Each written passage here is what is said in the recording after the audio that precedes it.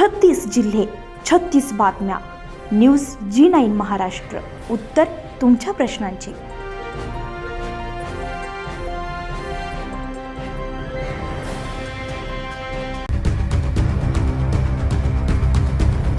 गेल्या 8 दिवसांपासून शिरसगाव मोझरी गावातील नागरिकांना सभोवताली बिबट्या दिसल्याच्या चर्चेला चांगलंच उधाण आलंय. प्रत्यक्ष पाहणीनंतर फक्त कोळवण भागामध्ये बिबट्याचे ठसे आढळून आलेले आहेत. शिवाय कोळवण मौजात राजेंद्र कडू यांच्या शेतातील 2 ठिकाणी कुत्र्यांच्या 2 पिल्लांच्या नरडीचा घोट घेऊन बिबट्यानं शिकार केल्याचे वन कर्मचाऱ्यांनी मान्य केलंय. त्यामुळे शिरस गावातील नागरिकांमध्ये भीतीचं वातावरण असून शेतातील कामे ठप्प झाली आहे. रब्बीची पीक पेरणी, कापसाचा वेचा आणि पिकांच्या ओलीत थांबले असल्यानं शेतकरी अडचणीत सापडलाय.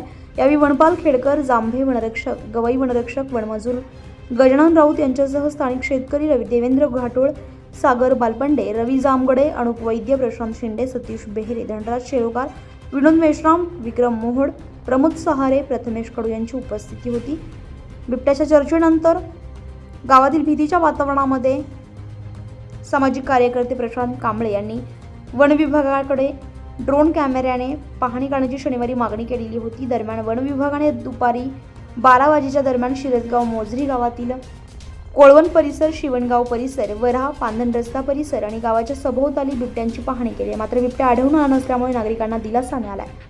कोळवण परिसरातील राजेंद्र कडू यांच्या शेतामध्ये ज्या दिशेने ठसे उमटलेले दिसून आलेत आणि ज्या दिशेने 2 पिल्लांची शिकार दिसून आली आहे तो मार्ग धोत्रा सालोरा शिवाराकडे जातोय.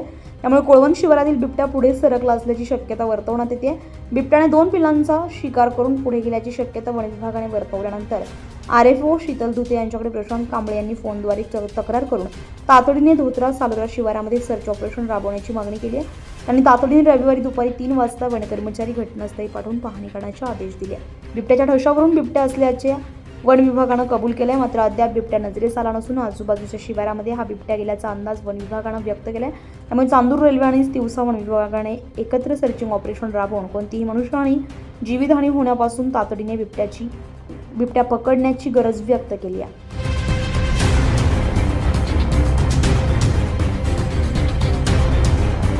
न्यूज G9 महाराष्ट्रासाठी नंदकिशोर मते, तिवसा.